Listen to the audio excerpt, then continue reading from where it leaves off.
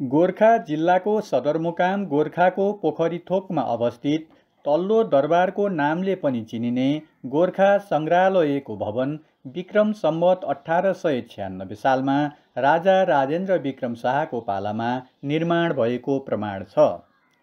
यस दरबारको जीर्णोद्धारको क्रममा फेला परेका अभिलेखसहितको इट्टा अर्थात् तेलिया दाची आप्पाले यो दरबार विक्रम सम्वत 1896 बनाइएको पुष्टि हुन्छ।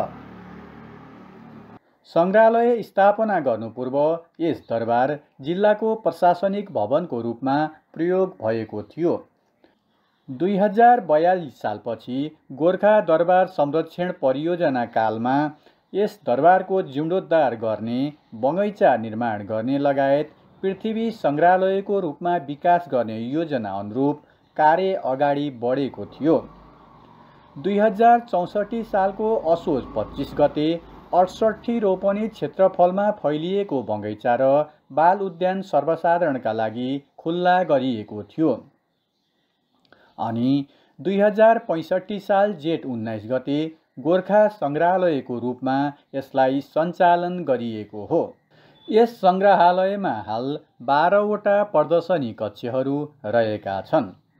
यस बहुउद्देश्यीय सङ्ग्रहालयले गोरखाको ऐतिहासिक, पुरातात्विक, धार्मिक, सांस्कृतिक लगायत अन्य विविध आयामका बारेमा आगन्तुकहरूलाई बुझ्न मद्दत पुर्याउँदै आएको छ। यो तले शैलीमा निर्मित दरबार शाहकालीन काष्ठकलाको उत्कृष्ट नमुनाको रूपमा पनि प्रसिद्ध छ। यस दरबारका झ्याल, ढोका र टुँडालहरूमा विभिन्न देवी देवता, मङ्गलसूचक चिन्ह, स्वस्तिक, कलश, गरुड, द्वारपाल आदिका जीवन्त बुट्टा कुँदिएका छन्। यो चौघेरायुक्त दरबारको बीचमा चोक पनि रहेको छ र तीनतिर 3-3 तला भएको र दक्षिणतर्फ मूल प्रवेशद्वार राखी कौशीसहित 4 तला बनाइएको छ। 30-30 मिटर वर्गाकार क्षेत्रफलमा फैलिएको यस दरबारमा साना ठुला गरी 35वटा कोठा, 92वटा एकमुखे र 13वटा तीनमुखे गरी जम्मा 105वटा झ्याल, 62वटा ढोका र बाहिर 1 र भित्र 4 गरी जम्मा 5वटा दलानहरू रहेका छन्।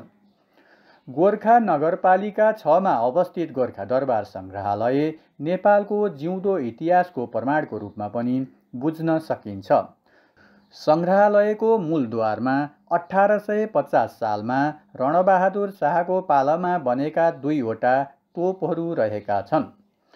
सङ्ग्रहालयको बीचमा रमणीय बगैँचा र नेपालका एकीकरणकर्ता एवं राष्ट्र निर्माता बडा महाराज धिराज पृथ्वीनारायण शाहको कलात्मक शालिग निर्माण गरिएको छ। सङ्ग्रहालयमा गोर्खाली राजाहरूको परिचयात्मक कक्ष, तैलचित्र कक्ष, जन्म कुण्डली तथा उपदेश कक्ष, हात हतियार तथा सैन्य कक्ष रहेका छन्। ग्रन्थ कक्ष, धार्मिक, सामाजिक तथा आर्थिक कक्ष, कलात्मक भाँडा बर्तन कक्ष, चैत्य कक्ष र बाजा कक्ष पनि यहाँ रहेका छन्। दरबारको चोक र दलान, पृथ्वी पार्क र जात जातिको झाँकी, ऐतिहासिक गोरखाका विभिन्न जात जातिहरूको परम्परागत पोसाक तथा पेसा झल्कने झाँकीहरू यस सङ्ग्रहालयको थप आकर्षणको रूपमा रहेका छन्। सङ्ग्रहालयको 3वटा बाहिरी ढोकाहरूमध्ये हाल ठुलो आँगनतर्फको ढोकाबाट मात्र प्रवेश र निकासको व्यवस्था मिलाइएको छ। गोरखाको पुरानो बसपाकबाट 3 मिनट जतिको पैदल यात्रामा सङ्ग्रहालय क्षेत्र नजिक पुग्न सकिन्छ।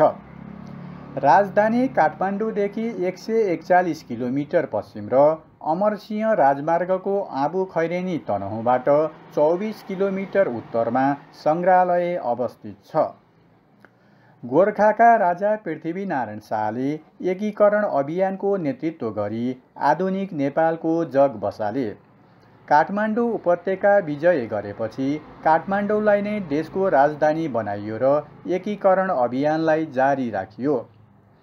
सम्वत 1831मा पृथ्वीनारायण शाहको निधन भएपछि उनका उत्तराधिकारीहरूले एकीकरण अभियानलाई निरन्तरता दिए। राजधानी काठमाडौँ सरेपछि राजा राजेन्द्र विक्रम शाहको शासनकालमा राजकीय निवासको लागि भनी गोर्खाको तल्लो दरबार बनाउन लगाइएको थियो। यही दरबारलाई राणाकालमा जिल्लाको प्रमुख प्रशासनिक अड्डाको रूपमा प्रयोग गरियो। राणाकालमै जीर्ण भएको यो दरबारलाई पुरातत्व विभागले सम्वत 2049 सालतिर जीर्णोद्धार गर्न सुरु गरेको थियो।